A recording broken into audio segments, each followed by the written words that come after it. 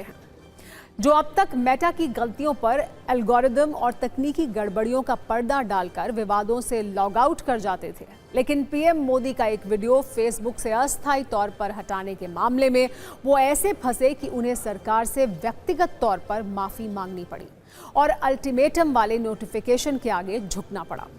आज mark Zuckerberg ने भारत सरकार को एक व्यक्तिगत माफीनामा भेजा है। इसमें जकरबर्ग ने पीएम मोदी का वीडियो फेसबुक से कुछ घंटों के लिए हटाए जाने के मामले में भी माफी मांगी है। ये इसलिए हुआ क्योंकि भारत सरकार ने इस बार खुद मार्क जकरबर्ग से माफी मांगने को कहा था। इसके लिए सरकार की ओर से 3 दिन का अल्टीमेटम दिया गया था और ये कहा गया था कि अगर जकरबर्ग माफी नहीं मांगते तो न सिर्फ मेटा को भारत में मिलने वाली सुरक्षा और कानूनी छूट खत्म हो सकती है, बल्कि ऐसा कहा जाता रहा है कि कंपनी पर सरकार कोई बड़ा एक्शन भी ले सकती है। सरकार के इस अल्टीमेटम में मार्क जकरबर्ग के लिए बिजनेस वाली भी बड़ी चोट थी। मार्क जकरबर्ग ये अच्छी तरह जानते हैं कि भारत मेटा के लिए एक बहुत बड़ा बिजनेस हब है, इसीलिए रिस्क लेने से बेहतर माफी मांगना है और उन्होंने आज अपना माफीनामा सरकार को भेज दिया है। इसमें उन्होंने बच्चों के यौन शोषण और डीप फेक कंटेंट से जुड़े मामले पर भी माफी मांगी है। अब हम आपको ये भी बताते हैं कि आखिर भारत सरकार मेटा से इतना नाराज क्यों थी। उसने 3 दिन का अल्टीमेटम दे दिया था।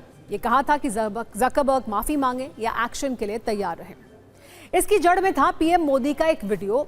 उन्होंने छात्र आंदोलन के वक्त 23 जुलाई को यह वीडियो पोस्ट किया था। इसमें पीएम ने पेपर लीक पर सख्त एक्शन की बात करते हुए छात्रों और युवाओं को संदेश दिया था। लेकिन 28 जुलाई को कुछ घंटे के लिए यह वीडियो फेसबुक से हट गया और बाद में वापस आ गया। जब इस पर सरकार ने सवाल किया तो मेटा ने तर्क दिया कि एल्गोरिदम की गलती से वीडियो हटा। लेकिन सूचना प्रसारण मंत्रालय से इस सफाई को नाकाफी और असंतोष बताया और मेटा की ग्लोबल टीम को तुरंत मिलने के लिए बुलाया गया था। साथ ही इस मामले पर स्पष्टीकरण भी मांगा। आज इस विवाद को लेकर मेटा के अधिकारियों ने सूचना प्रसारण मंत्रालय के वरिष्ठ अधिकारियों के साथ मुलाकात भी की। ये मीटिंग 45 मिनट तक चली और इसी के कुछ देर बाद मार्क जकरबर्ग की माफी आ गई। अब आपको 2 वजह बताते हैं आखिर जकरबर्ग को भारत सरकार की अल्टीमेटम के आगे क्यों झुकना पड़ा। पहली वजह, संसद की संसदीय समिति ने चेतावनी दी थी अगर जकरबर्ग माफी नहीं मांगते तो भारत में मेटा के सेफ हार्बर यानी कानूनी संरक्षण को खत्म करने की सिफारिश की जाएगी। लेकिन ये सेफ हार्बर है क्या, आप उसे भी समझ लीजिए। सेफ हार्बर को आप एक तरह का कानूनी कवच कह सकते हैं जो भारत सरकार ने मेटा को पहनाया था। ये कानूनी इम्यूनिटी आईटी एक्ट की धारा 79 के तहत सोशल मीडिया और दूसरे ऑनलाइन प्लेटफॉर्म को दी जाती है। इसका अर्थ यह है कि अगर कोई यूजर गलत या गैरकानूनी पोस्ट डालता है तो हर मामले में सीधे फेसबुक या कंपनी को दोषी नहीं ठहराया जाएगा, बशर्ते कंपनी कानून का पालन करे। अगर ये सुरक्षा खत्म हो जाए तो कई मामलों में प्लेटफॉर्म की कानूनी जिम्मेदारी फिर बढ़ जाती है। दूसरी बड़ी वजह है मेटा का भारत में बाजार, जिसमें बिजनेस वाला एंगल है। फेसबुक, व्हाट्सएप और इंस्टाग्राम तीनों ही मेटा की स्वामित्व वाली कंपनियां हैं, जिसके यूजर्स की सत्ता भारत में सबसे मजबूत है। भारत में फेसबुक के लगभग 38 करोड़ यूजर्स हैं और आंकड़ों के अनुसार दुनिया में हर 100 यूजर्स में लगभग 12 फेसबुक यूजर भारत से हैं। रिपोर्ट्स के अनुसार भारत में व्हाट्सएप के करीब 55 करोड़ यूजर्स हैं, जबकि इंस्टाग्राम के यूजर्स की संख्या भी भारत में लगभग 55 करोड़ है। यानी भारत मेटा के लिए एक बड़ा बिजनेस हब भी है। इसीलिए जकरबर्ग ने किसी एक्शन से बचने के लिए माफी मांगना ज्यादा बेहतर समझा। अब आपको फेसबुक की मनमानी के फ्लैशबैक में लेकर चलते हैं, जब जकरबर्ग के अधिकारियों ने एक सॉरी बोलकर एल्गोरिदम के पीछे छिपने की कोशिश की थी। साल था 2016, जब 8 सितंबर को नॉर्वे के बड़े अखबार आफ्टनपोस्टन के पहले पन्ने पर एक ओपन लेटर छपा।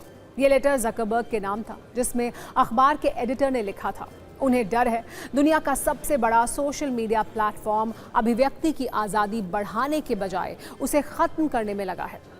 हम खुले खत की वजह फेसबुक की एक बड़ी गलती थी, जब फेसबुक ने वियतनाम युद्ध की एक मशहूर तस्वीर को हटा दिया था और ये वो तस्वीर थी जिसे पुलित्जर पुरस्कार मिला था।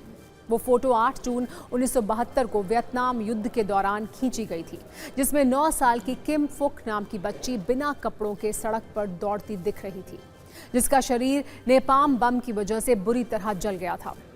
तस्वीर को निक उट नाम के फोटोग्राफर ने खींचा था। इसके लिए उन्हें पुलित्जर पुरस्कार मिला था। लेकिन तब फेसबुक के एल्गोरिदम ने उसे न्यूडिटी पॉलिसी का उल्लंघन मानते हुए डिलीट कर दिया था। इसे लेकर फेसबुक की तकनीकी तानाशाही की बहुत आलोचना हुई थी। लोगों का कहना था कि ये तस्वीर अश्लील नहीं बल्कि युद्ध के क्रूर इतिहास का सबूत है और इसे हटाने का मतलब इतिहास को छिपाने जैसा है। विरोध को देखते हुए तब फेसबुक ने यह माना था कि उससे गलती हुई और सब एल्गोरिदम गड़बड़ी की वजह से हुआ। अब 2026 में भी ऐसा ही हुआ है।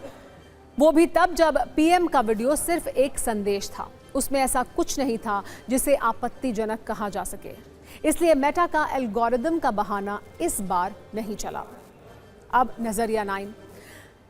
ज़करबर्ग ने फेसबुक के शुरुआती दिनों में एक बात कही थी, move fast and break things. लेकिन ज़करबर्ग भूल गए कि तेज चलने के साथ अरबों यूजर्स के लिए उनकी जवाबदेही भी बनती है। कंपनियां अक्सर एल्गोरिदम को ऐसे पेश करती हैं जैसे वो अपने आप फैसले लेने वाली कोई अदृश्य ताकत हो, जबकि सच ये है कि एल्गोरिदम के पीछे कोड होता है, कोड के पीछे कंपनी होती है।